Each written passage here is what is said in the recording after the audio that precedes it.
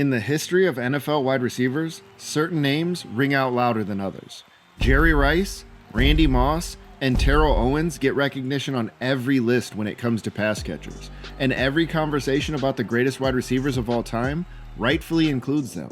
But then, there's another name that belongs in that conversation: Larry Fitzgerald. He has a career that places him in the top 5 wideouts in NFL history, without question. But Fitzgerald's quiet demeanor, constant rotation of quarterbacks, and the low profile of his team often leaves him not only overlooked, but sometimes even forgotten when receiving legends are discussed. Look at me, son.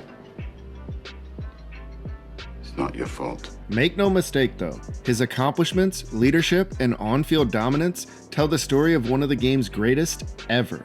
He may have been overshadowed due to his quiet tendencies and lack of team success, but that's exactly why I'm making this series, to appreciate superstar players who didn't get the shine they rightly deserved. In this lifetime, you don't have to prove nothing to nobody except yourself. Welcome back to Unlikely Success. Like, comment, and if you're new to the channel, don't forget to subscribe. Today, we're getting into why Larry Fitzgerald's brilliance has often been overshadowed and why he deserves more respect and reverence as one of the best to ever do it. Let's start with a pair of mind-blowing facts about Fitz's career. Larry Fitzgerald has more career tackles, 37, than drops, 29. He caught touchdown passes from 16 different quarterbacks. Pretty good. These are 2 amazing facts, but before we get too far ahead of ourselves talking about his professional career, we should start by going back to where it all began, the University of Pittsburgh. Larry Fitzgerald made major waves in college, setting team records, earning a unanimous All-American selection, and becoming the runner-up for the Heisman Trophy in 2003. His ability to high-point the ball, haul in contested catches, and break tackles set him apart from other receivers at the collegiate level. It also didn't hurt that he had incredible production over his 2 seasons at Pitt, where he posted over 2,600 yards and 34 touchdowns. This included a sophomore season with over 1,600 yards and an insane 22 touchdowns. If we're being honest, he should have won that Heisman in 2003, and he likely lost out because he was a receiver and a sophomore. If you're wondering, it went to Jason White. Yeah, that's who won the trophy in 2003.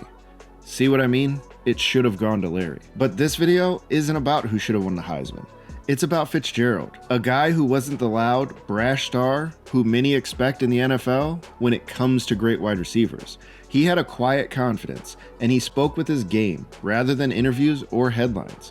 Maybe this contributed to why he didn't win the Heisman, but his talent could not be ignored when it came to the NFL draft. The Arizona Cardinals would select him 3rd overall in 2004, and he entered the league with sky-high expectations, but joined a team that had consistently underperformed. In fact, they were kind of a laughingstock. From 1975 to 2004, the Cardinals made the playoffs twice. Yeah, you heard that right. 2 postseason appearances in 29 years, and only 4 times since the AFL-NFL merger in 1966, and they hold the distinction as one of only 3 original NFL members that have not won a Super Bowl. Is this bad? Is this bad? Technically, it's 2, but I'm including the Browns since the NFL says they kept their history. Even with all that being said, Fitzgerald's talent was truly undeniable, but his rise would be tied to a franchise that was still trying to figure out its identity after all these years in the NFL. Playing for a struggling franchise, Larry flourished. In just his 2nd season, he would post 103 catches for 1,409 yards and 10 touchdowns. He made the Pro Bowl, but not an All-Pro team. And it makes sense. His team was 5-11. But his numbers were as good as anyone's in the league that year. This would become life for Larry Fitzgerald. His consistent ability to produce, regardless of quarterback or winning records, became one of his calling cards. Over a 17-year career, he would catch touchdown passes from 16 different quarterbacks, play on teams with winning records 5 times, and see 5 different coaching regimes. But the only thing the Arizona Cardinals could count on was Larry. He posted 9 seasons with more than 1,000 receiving yards, made the Pro Bowl 11 times, the All-Pro team 3 times, and had double-digit touchdowns 5 times. It's pretty impressive how consistent he was, especially given all the uncertainty around him. But here's the thing though, while Fitzgerald was racking up over 17,000 career receiving yards, others grabbed the national spotlight. Calvin Johnson, otherwise known as Megatron, dominated conversations with his freakish athleticism, and other receivers with more over-the-top personalities drew the attention off the field. Fitzgerald? Well, he just kept working. He didn't need over-the-top celebrations, social media attention, or off-field drama.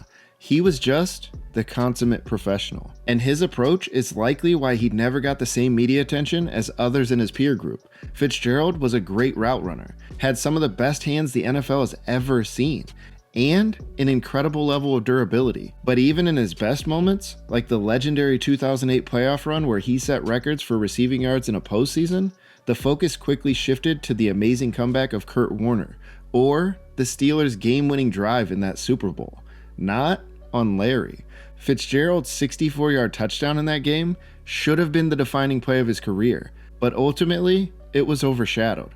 And I get it, to the victor go the spoils, but this was clearly the biggest moment of his career, and having it get lost in the archives of those who didn't win just feels wrong. Do you think winning the Super Bowl changes how Fitzgerald is viewed?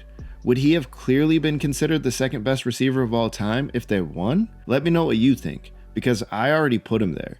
The other thing that kept Fitzgerald out of the spotlight was his understated demeanor. And we know this, because his dominance on the field has always been undeniable. I mean, the man posted 9 1,000-yard seasons, all the while catching passes from 21 different quarterbacks over his career. Think about that. 21 quarterbacks. It didn't really matter who was throwing him the ball, though, because Fitzgerald just made plays. Would his numbers have been better with elite quarterbacks? We'll never know, but I highly doubt that it would have hurt. Could you imagine what Fitz would have done with Brady throwing him the ball in 2007?